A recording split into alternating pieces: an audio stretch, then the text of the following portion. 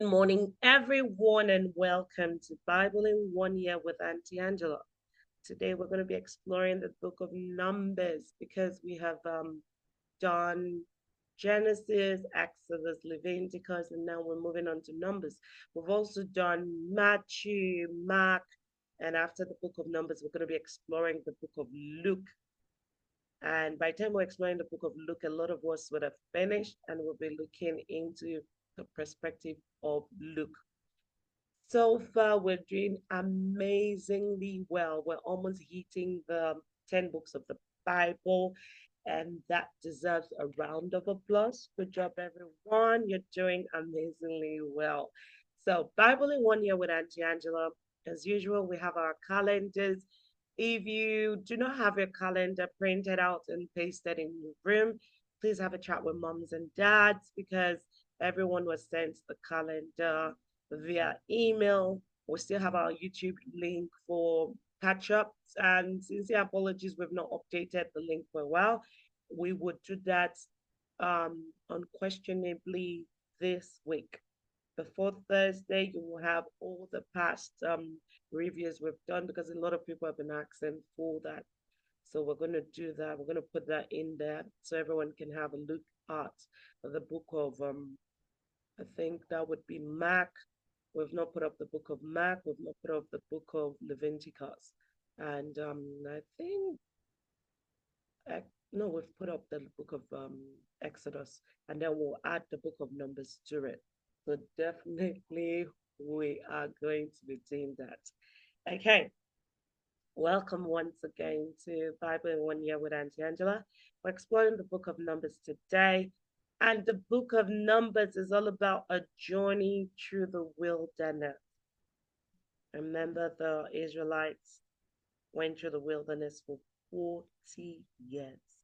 So the book of Numbers chronicles Israel's 40 years wilderness journey. It reveals God's faithfulness despite human failings. And that just goes to show that every one of us have failed or will fail at one point because we're only humans, okay? But guess what? God will always remain faithful despite our unfaithfulness.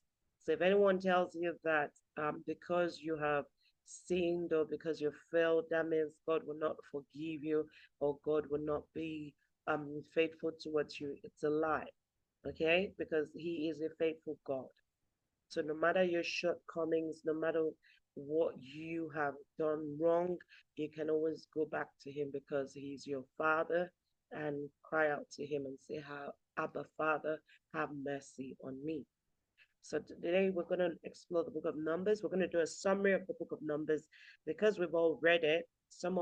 All of this story, not some, all of the stories and all of the analysis I'm going to be giving to you today is going to be something you are familiar with because it's something that you have read. All of us on this platform should have finished the book of Numbers or will soon be finishing the book of Numbers if we have catch ups. Okay. So, with the book of Numbers, we're going to be exploring the Israelites' journey through the wilderness. Overview and context of the book of Numbers. The book of Numbers is the fourth book of the Torah. Now, the books of Torah are the first five books of the Old Testament. So we have Genesis, Exodus, Leviticus, Numbers, and Deuteronomy. Okay, so the book of Leviticus is the fourth one, and it follows in a sequence. There is this belief, general belief, that Moses wrote the book of Leviticus, but let's just keep exploring and seeing how we're going with everything.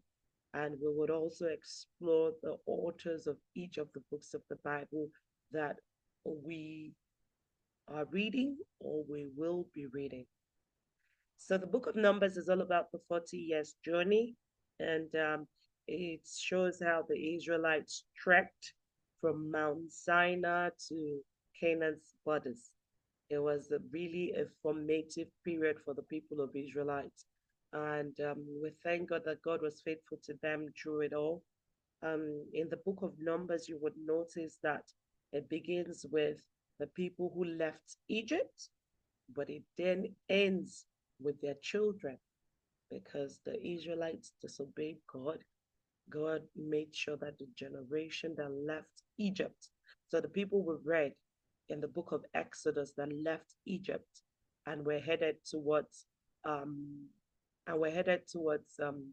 Canaan land did not make it into Canaan land because of their disobedience. So God instead gave their children the land of Canaan. So the people that literally moved out of Egypt are not the people, are not all the people that ended up in Egypt. Is that okay? So the book begins with one generation that left Egypt and ended with another generation that entered into Canaan land. The key themes you would have explored in the book of Numbers is that you would see that God was faithful to the Israelites despite their constant rebellion. God was faithful through every season. God was faithful. When the people they rebelled against God, God was faithful. When the people did what God said they should not do, God was still faithful. When the people were nagging and saying, "Oh, why did we even leave Egypt where we were eating cucumber, we had garlic, we had this, and now we're in the desert," God still showed up and God was faithful.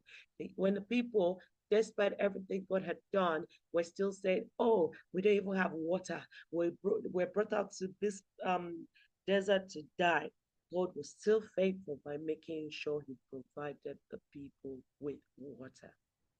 They didn't even decide at one point that, how about we pray and ask God, "Can you please do this for us?" Instead, they complained and complained. They rebelled, but God remained faithful despite their constant rebellion.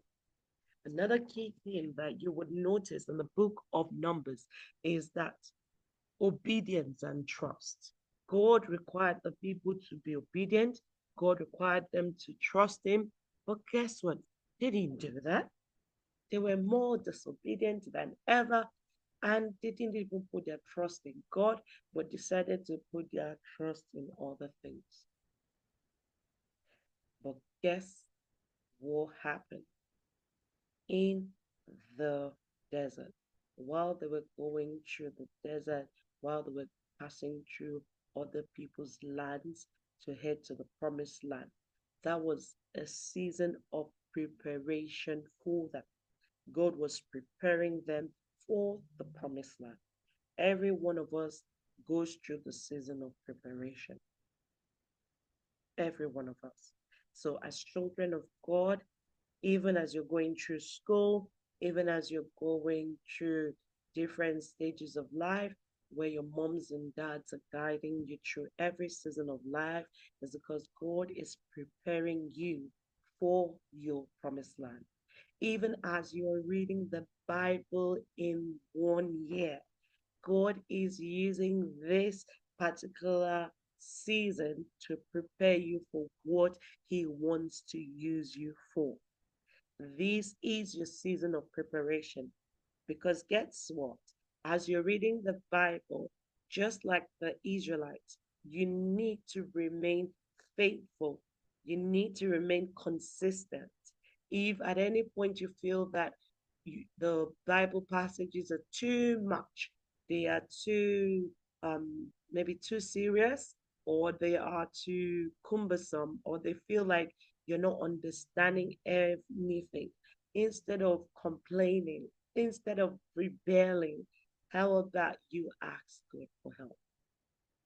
That was all the Israelites needed to do at that point. And guess what?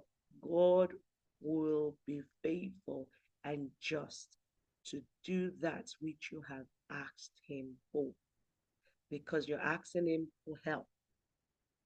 God wants us to ask Him for help when we need help, and not to complain, and not to rebel, and not to nag and whine and begin to say, "Oh, I remember when this used to happen. I had that, I had this." Don't do that. Instead, go to the Lord in prayer, because every one of us go through our season of preparation. So throughout the book of Numbers, God remained faithful to his covenant, despite the fact that the Israelites were repeatedly failing, despite the fact that it showed, their failures showed that they needed divine grace. So the wilderness was a testing ground for every one of them. The same way reading the Bible in 1 year is a testing ground for every one of us. God is trying to test our commitment. He's trying to test our consistency. He's trying to test our faithfulness. He's trying to test if we believe that we can ask Him for the grace, because there's a grace for this season of reading the Bible in 1 year. If at any point you are backward in your reading, or you've missed a couple of chapters, just like Auntie Angela has missed a couple of chapters, that's okay. Just say, "Father, help me. I need your help." And guess what? He will indeed help you. Now, in the book of Numbers, you would have seen that the Israelites, okay, if you look at the screen, we have a map there, right? So this map shows us how the Israelites moved and all the lands they moved through to get to Canaan. Canaan was their place of rest. It was the land that God had promised to them. And God started preparing them from Mount Sinai. From Mount Sinai, God prepared them by starting, if you look at chapters 1 to 10 of Numbers, there's a detail of the census that was taken and the organization of the Israel's camp. God put a structure into the camp to say, this, if we're moving, this is how you're moving. Who goes first? Who goes next? How do we move? So everyone was arranged into tribes and nations to put in who goes first whenever they were moving, because now they were moving to their promised land. In chapters 11 to 20, you would see that they had moved from Sinai to Kadesh. That was the first leg of their journey. And during their movements from Sinai to Kadesh, we had so many rebellions. we had the story of the 10 spies, the spies that were sent to go and spy on the land of Canaan. The ones that came back with news. And out of those news, it was only 2 people that were positive. 2 people were the encouragers. The rest were saying, "No, we cannot go there. That place is full of giants. That place is full of terrible things. We can't even try it. We can't go there. We can't do this. We can't do that." But then we had Caleb and Joshua saying, "No, the Lord God is with us. And that's all we need. He that has brought us thus far is more than able to lead us forward, to possess our possession." So are you one of those people that sees the good when you're heading on your journey to your promised land? Or are you one of those people that complain? Or are you one of those people that, it's okay for you to say, "Oh, this land looks like there are lots of giants in it, but guess what? He who is in me is greater than he who is in the world. This land looks like it's going to be a tough land, but guess what? My God is tougher. My God is more than able. He's capable, he's reliable to take me beyond my imaginations." So even though it looks like, oh, this assignment is going to be really tedious, or oh, this Bible in 1 year is going to be very stressful, guess what? My God is more than able to help me. So in the book of Numbers, chapter 11 to 20, we got a lot of people rebelling. We got a lot of people um, take on advice from the negative spies, the ones that said, oh, we cannot, the land is full of giants, the giants are going to kill us. You brought us out of Egypt to die in the hands of these people, blah, blah, blah. And there were consequences. For every action, there's a consequence. Whenever you do anything, there is a consequence. So before you carry out any activity, before you carry out any action, think about the consequences. Is it going to be positive or is it going to be negative? And that should help you make the right choice. And then the last lap of Numbers, we look at the movement from Kadesh to Moab. In chapters 21 to 36, it concludes with Israel and Canaan's threshold, where we have the new generation preparing to enter into the land of Canaan. Major events that happened in the book of Numbers. When you read through the book of Numbers, you would have noticed this major event because it was so obvious. The census, where God numbers Israel's fighting men. That was, God showing that he has concerns for each person. God is concerned about you the same way he's concerned about me, the same way he's concerned about your mom and your dad. God is concerned about everyone. That's why, do you know God is also concerned about the people that do not believe in him? Because it is not his wish, it is not his desire that anyone should perish. God doesn't want that for anyone. So God is really concerned about every one of us. He's so concerned that he wants you to talk to him. When last did you talk to God? You need to talk to God every day. You need to talk to him every moment. It doesn't matter where you are. You need to talk to God. The same way you breathe air is the same way you should talk to God. Another major event that happened in the book of Numbers was that of the 12 spies. Now, earlier on, I said 10 spies because I wasn't adding Joshua and Caleb, because the 10 spies were the negative ones. But in total, there were 12 spies that were sent to go and spy on the land of Canaan. But only Joshua and Caleb were trusting God's promise. If God says something to you, hold on to it. Trust him. He will bring his promise to fulfillment because God had already told the Israelites. He told them. They knew that God had promised them that land. So it doesn't matter what was in that land. As long as God had told them that he was going to give them that land, all they needed to do was to trust him. So when the 12 spies were sent to go and spy on the land and see what is in the land, instead of them to come in with good news and with words of encouragement to say, yes, there may be giants in there. Yes, there may be this in there. But guess what?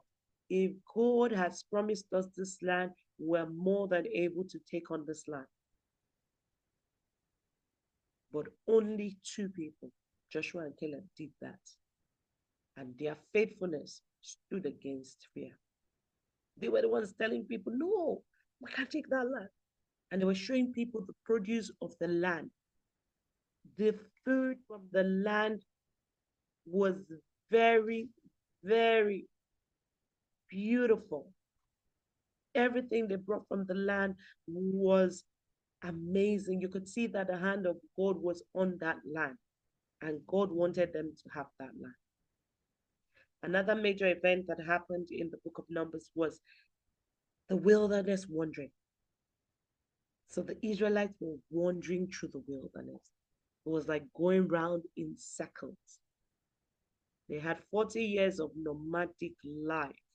If you know what nomadic means, you could think about cattle rearers, the people that rear cattle.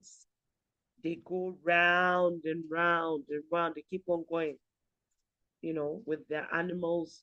They don't have a base. So that was what happened to the Israelites. They were going round and round for 40 years until one generation passed away. Another major event that happened was the miracle of water coming from the rock. The Israelites did not have clean water. And so they kept on complaining and complaining. We need water, we're going to die. And because they were complaining, they were rebelling, Moses was just overwhelmed. But that doesn't justify what Moses did, okay? Because God told Moses to speak to the rock and water will come out. And Moses struck the rock. He didn't speak to bread. So he disobeyed God. And his disobedience, despite the fact that he was Moses, Moses that heard God, Moses that spoke to God, Moses that collected the 10 commandments from God, it came with a consequence. His disobedience came with a consequence. But one major question that I had when I was reading that part of the Bible, and I don't know if any other person had that question, but one major question that I had was that, could Moses not have asked God for mercy to say, Father, please forgive me? Because he knew that he disobeyed, right? But those are some of the questions we would ask God later on when we see him in heaven by God's grace. So when Moses struck the rock instead of speaking to it, it came with a consequence. What was the consequence? God told him he was not going to enter into the promised land. That was his punishment. So that was one major event that happened in the book of Numbers. Also, key figures we saw in the book of Numbers. This was really interesting. I found this really, really interesting. We had Moses, and if you notice, he's represented with the staff because he was a leader. Moses was the leader who mediated between God and the Israelites. So he was the one that, sought the face of God and spoke to the people, because it wasn't that he didn't want the people to talk to God himself. Because oftentimes we would tell the people to come seek the face of God, and they would say, oh, we cannot hear God. He sounds like thunder. How about you speak to him for us and tell us what he says? So he had to bear the burden of that leadership with patience. And he had to go seek the face of God on behalf of the Israelites.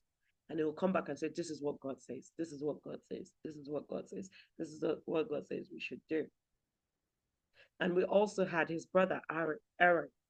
He was a high priest who served in the tabernacle. And that role that was given to him by God establishes Israel's worship system through the role that Aaron played, because nobody had that role prior to Aaron. He was the first high priest that was serving in the tabernacle. And then we move on and saw Joshua and Caleb. These were another key figures because they were faithful spies who trusted God's promise. Their courage stood against the majority of the fears around. That was God. This figure I found very interesting, Balaam. He was an interesting character because guess what? He was a prophet, but not a prophet of God. He was actually a pagan prophet that was hired to curse Israel. But God turned his words into blessings instead. And later on, you'll read about how he died. I think he died in the book of Leviticus. So watch out for that while you're reading. Some of you would have read that already, but keep reading if you've not read about how he died. Okay, what are the lessons we got from the book of Numbers? Number one, justice and mercy. God punishes rebellion, yet he preserves his people. And then he balances consequences with compassion. That's because he is God. Another lesson we learned from the book of Numbers: faithfulness and obedience. Those who trust God will receive their blessings, just as Joshua and Caleb received their blessings. Doubt leads to missed opportunities. Every one of them, of the other spies that did not obey, that doubted God's promise of the um promise of Canaan land, did not go into that land. They did not go in there.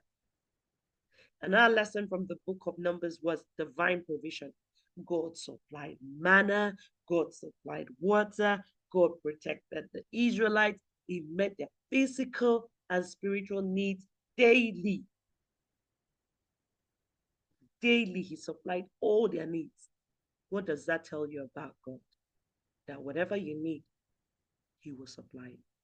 If he did it for the Israelites, he's more than able to do it for you and I, because he's the same God yesterday, today, and tomorrow. He supplies our needs. Physical needs. God is interested in every need that you have. Physical, spiritual, mental, whatever it is not irrelevant. God is interested in it. Whatever you need. Even if you need God to give you ice cream, he's interested in it. That's how God is interested in us. Okay, so you would say, well, how does the book of Number, how does it relate to me today? Because we all know that Jesus has died for my sins already. So whatever the Israelites did, it has nothing to do with me. But guess what? The book of Numbers is still relevant today because it teaches us, just like the Israelites, that we also would face uncertain journeys in life. Okay? But God's presence will remain with you and it will be your constant guide. You might have to change classes, you might have to change schools, you might have to change homes, whatever it is, you might have to take on additional sports and responsibilities. But God's presence will be your constant guide. And it also shows that there are consequences. Your choices would impact your future. Whatever you do today would impact you tomorrow. So make sure disobedience is not your watchword, because disobedience brings natural consequences. If you disobey, there are consequences. You might not get them today, but it will wait for you in your tomorrow. So if you disobey and you did not do it intentionally, make sure you seek God's face and say, Father, have mercy on me. Okay? And it's the book of Numbers is relevant today because it shows that God keeps promises. He promised the Israelites to take them to the land of Canaan. And guess what? He did it. Even though they went around the desert for 40 years, despite all delays, God fulfilled his word. His faithfulness goes from generations to generation. Remember when we started, we said 2 generations in the book of Numbers. One came from Egypt, but did not enter into the land of Canaan. The other one did not come from Egypt, but entered into the land of Canaan. The ones that did not make it into the land of Canaan was due to their disobedience and every other thing they did that God asked them not to do, their rebellion and everything. So remember, keyword, disobedience has consequences. I pray that God will help us through every season of our lives in Jesus' name.